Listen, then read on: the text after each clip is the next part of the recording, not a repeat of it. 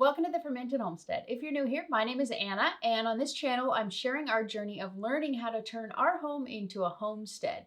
Today, we're going to be canning and fermenting. We're going to be doing a comparison of pickled peppers. And these are all the peppers pretty much that we were able to grow in our garden this year. And I have them separated to what I think is mild peppers versus spicy peppers. I'm not sure about this one. I think this is a hot Hungarian wax. And I think for the most part, the only real sweet pepper that we grew was shishitos, and then I don't really know what this one is. But over here we have like cherry bombs, we have jalapenos, we have I can't remember what the name of this one is, but it's supposed to be like really hot, and then some Chinese 5-color, and just all sorts of different kinds. I mean, this bowl is just beautiful and hot. So my husband really wanted me to preserve these as pickled peppers. So I'm gonna do mostly pickled peppers, but then I'm also gonna go ahead and also ferment a jar of it, simply because I really, really enjoy pickled jalapenos, but they're not quite hot enough. So I'm really hoping that I can just kind of mix these up here and get a pretty hot jar of fermented peppers. And if I do end up succeeding in that, I'm probably gonna end up turning it into some hot sauce, because I just can't find hot sauce that's really hot enough that has good flavor to it. So we're gonna try.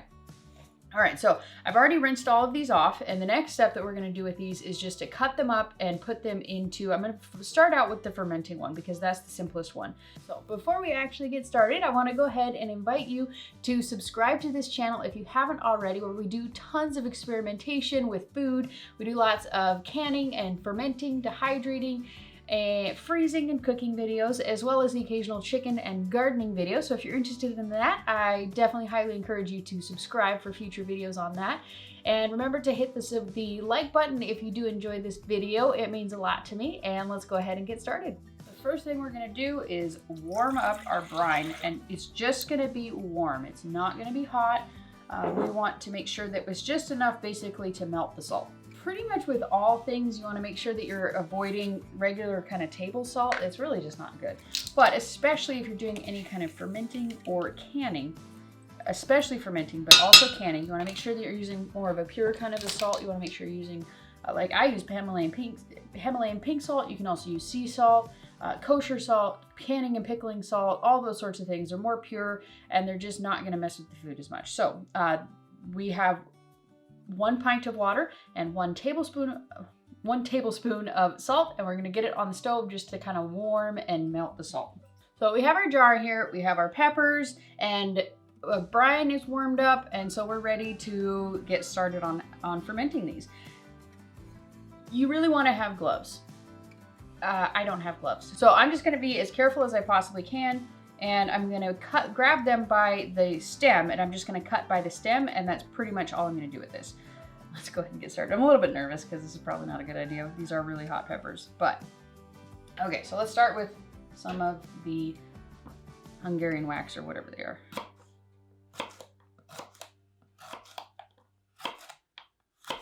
And I'm not going to leave the seeds out of these, just because I want it to be hotter. There's not much way of doing that, is there? I'm just gonna have to touch them. I'm gonna try and layer this just to make it look kind of pretty. All right, so we got all of our peppers cut up here. You can see in the jar. So now we're just gonna top it off with our brine.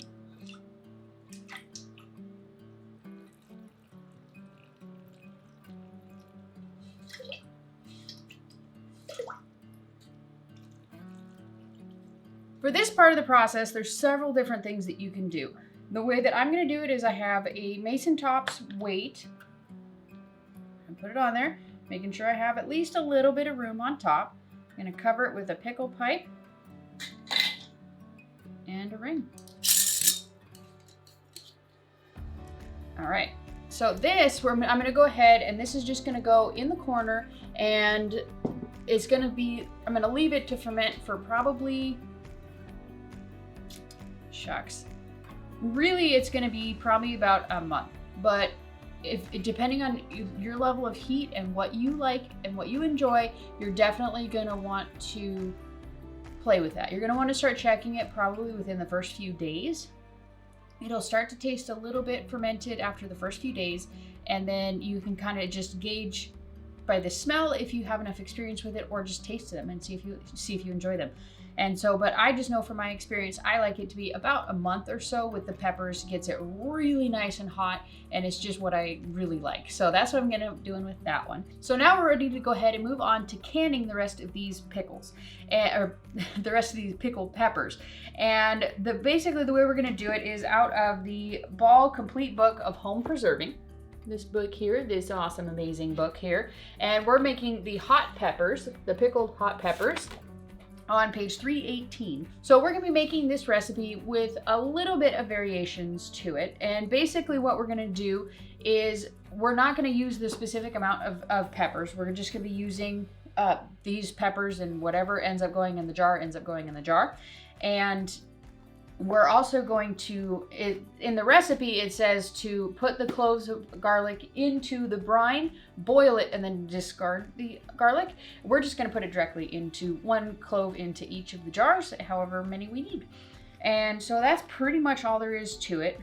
So let's get started.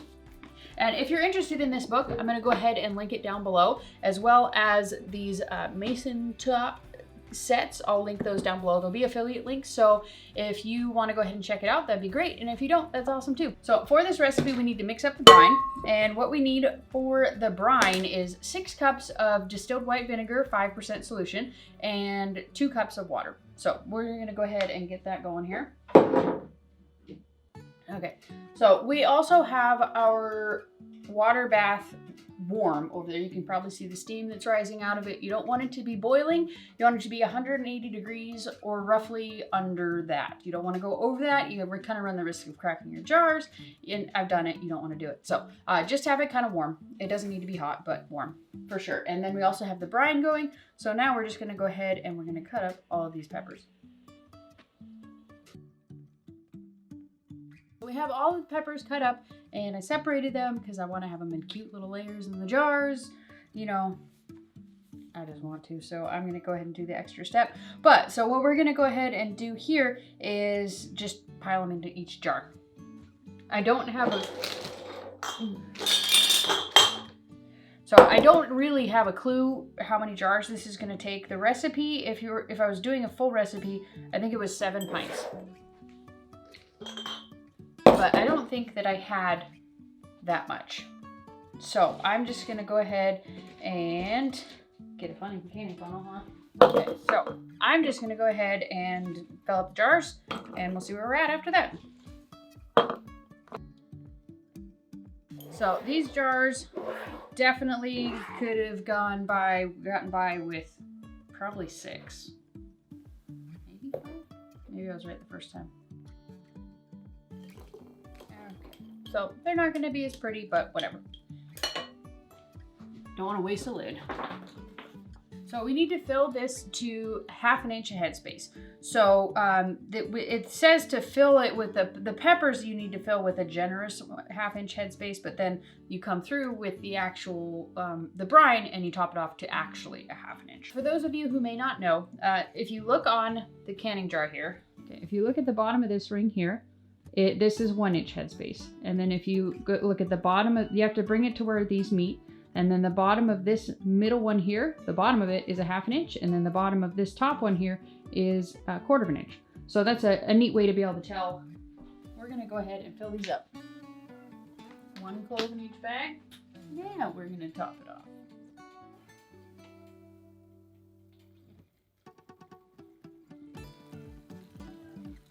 Debubble each of them, and that's just taking like a plastic thing, or I have this actual debubbler. You can also use just like a spatula, you know, anything wooden, plastic, silicone, things like that. You don't want to use anything metal because you can scratch your jar. And if you have a scratch in your jar when you're processing it, especially when you're like later on, if you might be doing pressure canning, you can very easily crack your jars.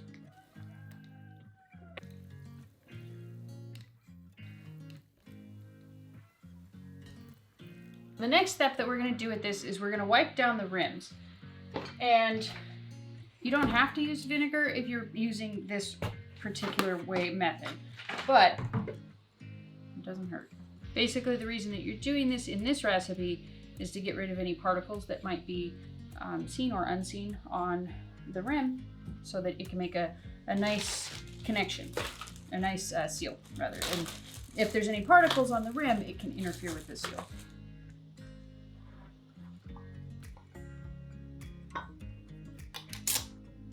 And you want to tighten them to fingertip tight, which is as tight as you can get it, basically loosely with these 3 fingers. You don't want to crank it, but as tight as you can get it with these 3 fingertips. For most, save that. For most people, that's a good kind of guideline. Now we're gonna go ahead and we're gonna move these over into the canner, and we're gonna process this. Once they're all in there, I'm gonna crank the heat up to high, and we're gonna make sure that there is at least 1 inch above each of the jar of water, and we're gonna process it. We're gonna turn it up to high, and we're gonna bring it up to a boil, and once it's actually boiling, like a rolling boil, we're gonna start our timer for 10 minutes. And then we're gonna process this for 10 minutes. Processing meaning we're gonna cook it for 10 minutes, basically on high. And then once that 10 minutes is up, we're just gonna turn the heat off and take the lid off. And then once that 5 minutes has passed, then we can start to kind of take them out of the canner. So I'm just gonna bring you back when this is all done, and I'll show you what we end up with. Time is up, and now we are going to pull these out of the canner. My goodness, that's a lot of space there.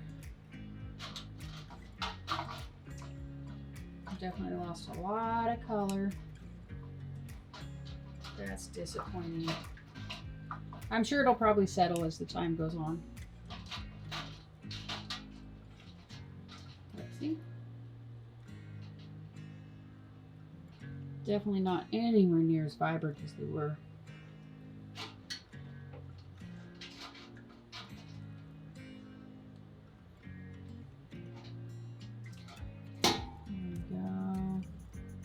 Okay, it has been almost a month since we left our peppers to pickle and ferment. Now we're ready to give them a taste test. I have not explored these really much, really at all. These ones, obviously, they're canned, so they've just been sitting in the cupboard, ripening as they go. These ones have been ripening away and fermenting away. So these ones didn't have a tremendous amount of action going on. I mean, they're peppers, and they're predominantly hot peppers. There's not a bunch of sugar in there, so they kind of just did their thing. That's about all you can hope out of that thing. It's got a bunch of buildup. You can see this one just has really, really muted colors, and it's just really just faded. The fermented one, as you might expect, just has much more vibrant colors. Not a bunch of it has gone away. It still just looks beautiful. So it's time to taste test these. The pickled ones, in my experience, are always more flavorful. And generally, they're probably what more people that are not into pickles or fermentation, they likely might like this one more. But this one has way more health benefits to it, and you can see just in the coloring of it, it preserves so much more of it. So it's kind of whether you prefer like more of an intense flavor, or if you prefer a really good flavor but just muted. All right, nothing weird. Got some floaters, but they're mostly just seeds. I don't see anything. There's no scum formed. See, that's what the benefit and the awesomeness of using these type of lids. Unless you're dealing with some really extreme neglect and just really poor conditions, it's really not going to mold. I've only had it happen one time that I recall. And that was only because of my neglect. It was when I was moving and I left it in my living room here. And with the fireplace it was just terrible conditions for a ferment. It was too hot in there, and it went south. and I let it go for a really long time without checking on it. So that one, that was user error. If you do it really poorly and you just screw everything up like I did on that one ferment, it can go south. But if you are relatively conscious of what's happening with it and you keep track of it infrequently, is really all it takes with these mason tops. So, or really any airlock system. You're just going to have a lot more luck, and it's a much more forgiving if you use an airlock system. You don't have to. You can totally just make sure to check on it more often, but if you have followed me for any length of time, you probably know that I'm a bit forgetful, and I kind of space on things, and I get busy, and I just neglect ferments. But I like things that are long-term ferments. I kind of peek at them periodically, and that's about all I do with them. Let's try these out. Trying it with... I don't know. I don't have a clue other than the obvious one, the jalapeno in here. I don't really know how hot these are. I'm gonna try this one that I think is the Chinese 5-spice. That's pretty good. Really salty. Has some heat to it. It was definitely an initial heat. Like just kind of like, oh crap, this might be really hot. But then it's not. I swear I put purple in here. On to the pickled peppers. Let's give these a go. Gotta love that sound. You wanna try the peppers? This is fermented, this is pickled. Both from the garden. Yeah. Oh, okay, I see what this is. This probably was the purple one here. Yeah, I think it lost its color. It did the same thing in the fermented. They're all white. This looks good. Not what I expected. Nope. Me either. Very green. Let's try a spoonful. See if that has some more heat. What's your thought? Oh, it's good. Of course, you can put it in your spaghetti, lasagna, chili, whatever. Great, works great. But eating it out of hand from this one, not as good. Let me try this one here. It's a very mushy texture. Yeah, the texture is very soft. It's a good flavor. It's not any spicier than like the pepperoni that you'd get at like Subway. It's really not spicy. Let's try the fermented. I think the fermented is definitely better on this one. Yeah. Because they're the same peppers, but this one just retained more of its heat. This one has almost no heat whatsoever. The fermented one is the winner. Ferment. Yes. By all means. Won him over. Yeah. Fermented stuff from the Fermented Homestead stuff. Yeah. There you have it. And the pickled versus fermented of the peppers, the fermented one definitely wins. I hope that you enjoyed this video. I hope you give both of these a try. They both have their own unique benefits to them. This one has a bunch of vinegar in it, and so you can add it as kind of like a digestive aid if you're having stomach acid issues or anything like that. And you can just add it to flavor to cooking without killing out the bacteria. But if you're using this one, you can cook it too. It'll kill the bacteria, but it will make it much more readily digestible. And you'll also have the flavor of the fermented pickles to it, fermented peppers to it as well. So I encourage you to give both of these a try. You can also do it just refrigerator style without canning it, and it'll retain much more of its texture. It won't be quite so mushy. I hope that you guys give these a try. I hope you enjoyed this video. If you do, please do give it a thumbs up. It is a huge encouragement to me. And also, if you are new to the channel, make sure you go ahead and hit the subscribe button again with the thumb. Be sure to hit the subscribe button down below right there. That way you can join in on all of the fermenting fun. We also do a bunch of canning, freezing, hydrating videos, just a bunch of kitchen videos, and even the occasional garden and chicken video. So if that interests you, make sure that you subscribe down below to join in on all of the fun. And thank you so much for watching. We'll see you next time. Bye.